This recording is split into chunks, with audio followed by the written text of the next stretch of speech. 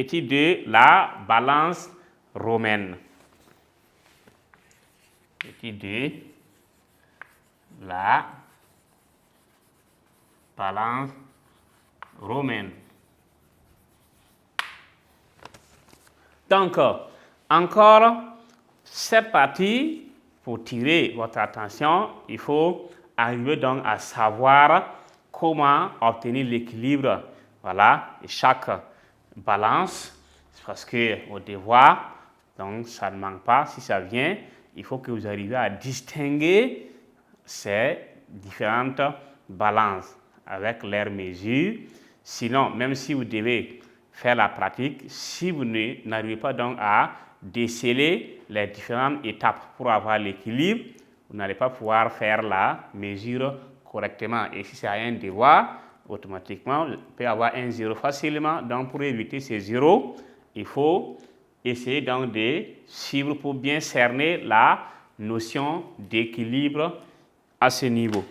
Donc, petit 2, la balance romaine. Au niveau de la balance romaine, on parle des fléaux. Donc, les fléaux, il y a 3 conditions. Les 3 conditions, c'est quoi? Donc, on va dire pour avoir, voilà, une mesure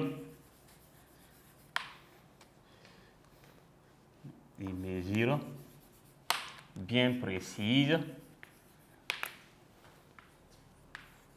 avec cette balance, on a dans les conditions, il faut que les fléaux, oui, donc il faut que, voilà, on arrive à avoir les fléaux horizon, voilà, ou encore le fléau horizontal. Il y a un fléau, c'est un seul bras de fer qui lie les deux. Donc un fléau, le fléau doit être horizontal. S'il n'est pas horizontal, ça veut dire qu'il y a un déséquilibre. Donc fléau horizontal.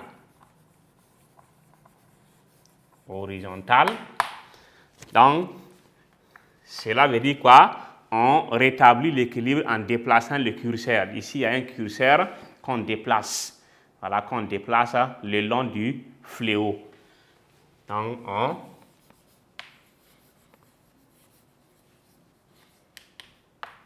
on établit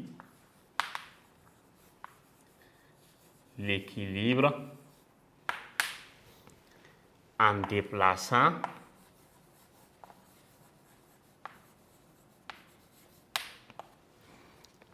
le curseur le long de la règle. Donc, on a, voilà, donc vous avez un bras qui est gradué. Et maintenant, on fait quoi? Il y a un curseur qu'on a placé et on doit faire déplacer le curseur. Si on déplace, arrivé à numéro 4, si on laisse et c'est déséquilibré, on continue jusqu'à avoir l'équilibre. Donc, on parle des règles parce que on a gradué le bras de fer qui relie donc les deux parties. Donc, on appelle ça, on peut l'appeler une règle pour dire que c'est gradué. Donc, voilà, dans le plateau, ici, on a les fléaux. On rétablit l'équilibre. Voilà, donc ici, on établit l'équilibre en déplaçant le curseur le long de la règle. Donc, on a, deuxième point, le plateau.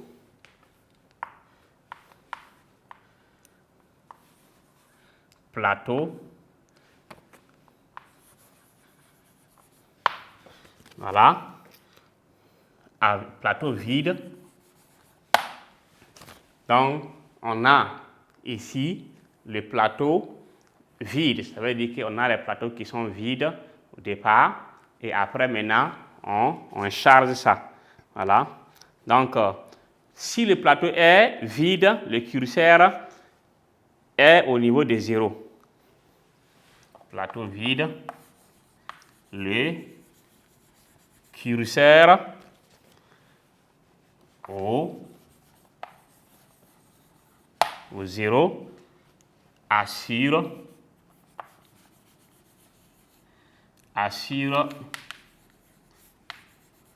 l'équilibre. Et enfin, maintenant, plateau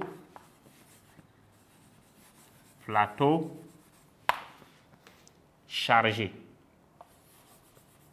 Un plateau chargé. Donc, voici. D'abord, on a les un fléau horizontal. Après, les plateaux à vide ou encore plateau vide. Les plateaux, là, il n'y a rien dedans quand c'est vide. Donc, voilà. En ce moment, le curseur doit être placé sur le 0. Sinon, on n'a pas l'équilibre. Et après, maintenant, le plateau chargé. Quand le plateau est chargé, cherchez l'équilibre en déplaçant donc le curseur. Donc, cherchez l'équilibre en déplaçant le curseur. Donc, ici, chers élèves, chers apprenants, ici, ce qui concerne la balance romaine, donc ceci prend fin ici, les conditions pour avoir l'équilibre avec la balance romaine. Maintenant, voilà, suivez toujours très bien. Il nous reste maintenant un cas. C'est quel cas? C'est le pèse-lettre. Pèse-lettre, on va voir comment on obtient l'équilibre avec le pèse-lettre. Donc, le point suivant, petit 3, le pèse-lettre.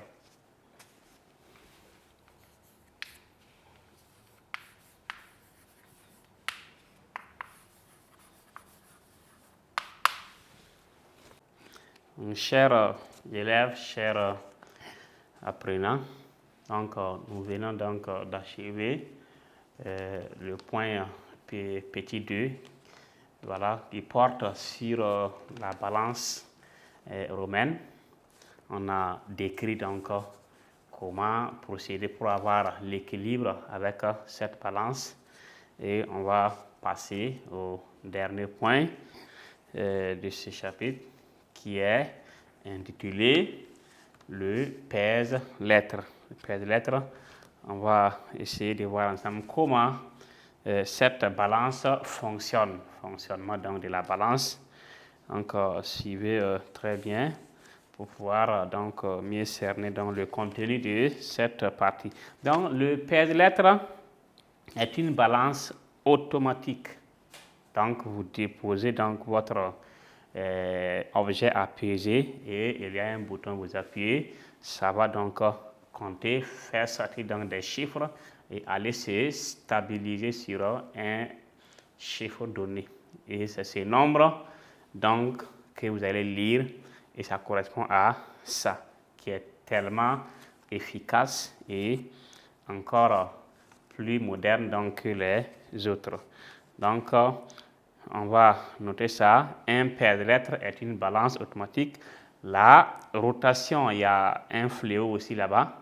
Donc, la rotation du fléau écarte donc le contrepoids jusqu'à l'équilibre. Donc, on va voir ça.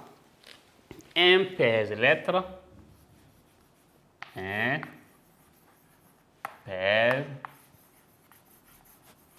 pèse-lettre est quoi? Est une balance. Est une balance automatique. balance automatique. Voilà. La rotation.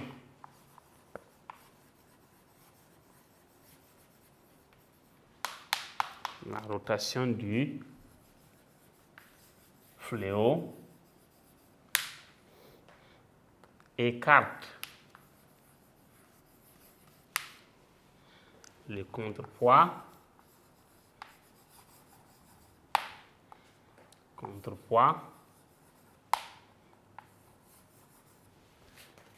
jusqu'à l'équilibre.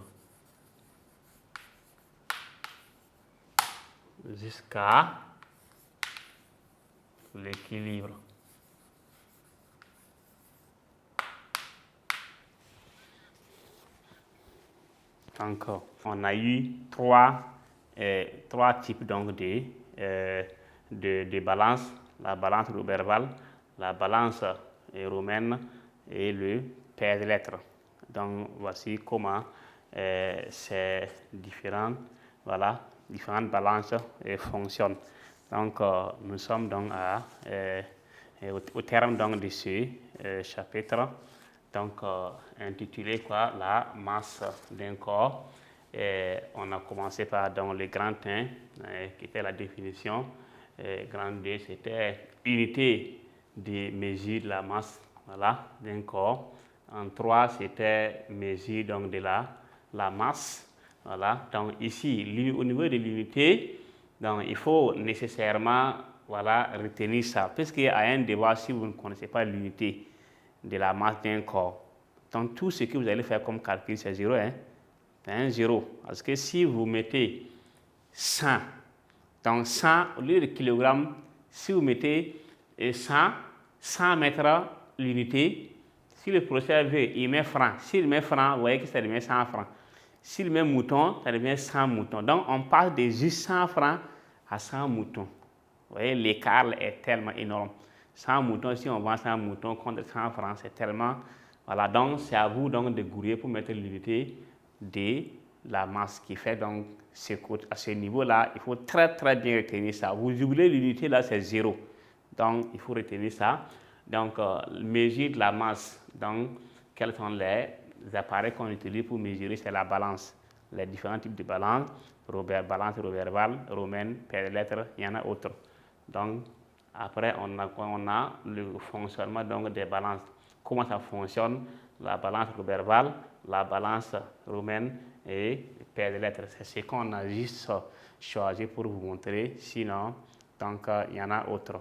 Donc, chers élèves, chers apprenants, donc ceci prend fin donc à ce chapitre et nous allons donc passer à un exercice d'application pour ensemble donc essayer de voir si c'est bien cerné. La leçon a été très bien cernée.